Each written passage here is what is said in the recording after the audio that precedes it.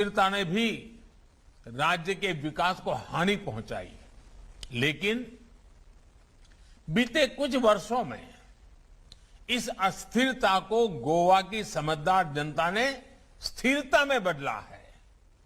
मेरे मित्र स्वर्गीय मनोहर पर्रिकर जी ने गोवा को तेज विकास के जिस विश्वास के साथ आगे बढ़ाया, उसको प्रमोद जी की टीम पूरी ईमानदारी से नई बुलंदियां दे रही है।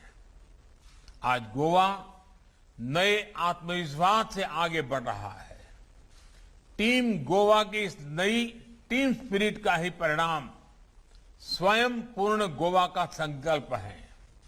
भाइयों और बहनों, गोवा के पास एक बहुत समृद्ध ग्रामीण संपदा भी है और एक आकर्षक अर्बन लाइफ भी है। गोवा के पास खेत खलिहान भी है और ब्लू इकोनॉमी के विकास की संभावनाएं भी हैं। आत्मनिर्भर भारत के निर्माण के लिए जो कुछ जरूरी है वो गोवा के पास है। इसलिए गोवा का संपूर्ण विकास डबल इंजन की सरकार की बहुत बड़ी प्राथमिकता है। साथियों, डबल इंजन सरकार गोवा के ग्रामीण, शहरी और कोस्टल इंफ्रास्ट्रक्चर पर विशेष ध्यान दे रही है।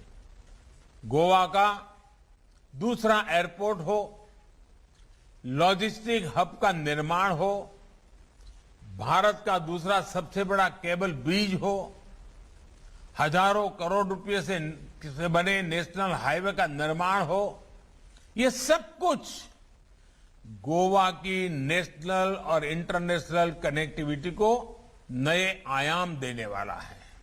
भाइयों और बहनों, गोवा में विकसित होता इंफ्रास्ट्रक्चर किसानों, पशुपालकों, हमारे मछुआरे साथियों की इनकम को भी बढ़ाने में मदद देगा। ग्रामीण इंफ्रास्ट्रक्चर, इसके आधुनिकीकरण के लिए इस वर्ष गोवा को मिलने वाले फंड में पहले की तुलना में 5 गुना वृद्धि की गई है। गोवा के रूरल इंफ्रास्ट्रक्चर के विकास के लिए केंद्र सरकार ने 500 करोड़ रुपए गोवा को आवंटित किए हैं। इससे कृषि और पशुपालन के क्षेत्र में गोवा में हो रहे काम को नई गति मिलेगी। साथियों, किसानों और मछुआरों को बैंक और बाजार से जोड़ने के लिए जो योजनाएं केंद्र सरकार ने बनाई हैं, उनको जन जन तक पहुंचाने में गोवा सरकार जुटी है। गोवा में बहुत बड़ी संख्या छोटे किसानों की है। ये या तो फल सब्जियों पर निर्भर है या फिर मछली के व्यवसाय से जुड़े हैं। इन छोटे किसानों को, पशुपालकों को, मछुआरों को आसान बैंक लोन एक बहुत बड़ी चुनौती थी।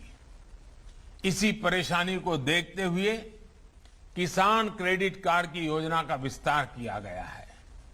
एक तो छोटे किसानों को मिशन मोड पर केसीसी दिया जा रहा है, दूसरा पशुपालकों और मछुआरों को पहली बार इसमें जोड़ा गया है।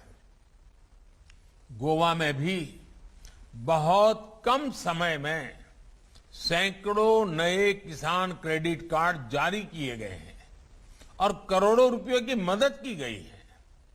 पीएम किसान सम्मान निधि से भी गोवा के किसानों को बहुत बड़ी मदद मिली है।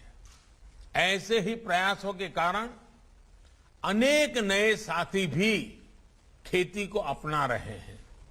सिर्फ 1 वर्ष के भीतर ही गोवा में फल सब्जियों के उत्पादन में लगभग 40% की वृद्धि हुई है। दूध का उत्पादन भी 20% से ज्यादा बढ़ा है।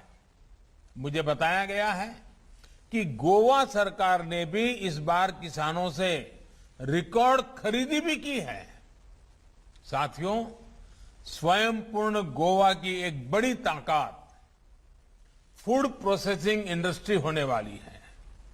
विशेष रूप से फिश प्रोसेसिंग में गोवा भारत की ताकत बन सकता है। भारत लंबे समय से रॉ फिश को एक्सपोर्ट करता रहा है। भारत की फिश पूर्वी एशियाई देशों से प्रोसेस होकर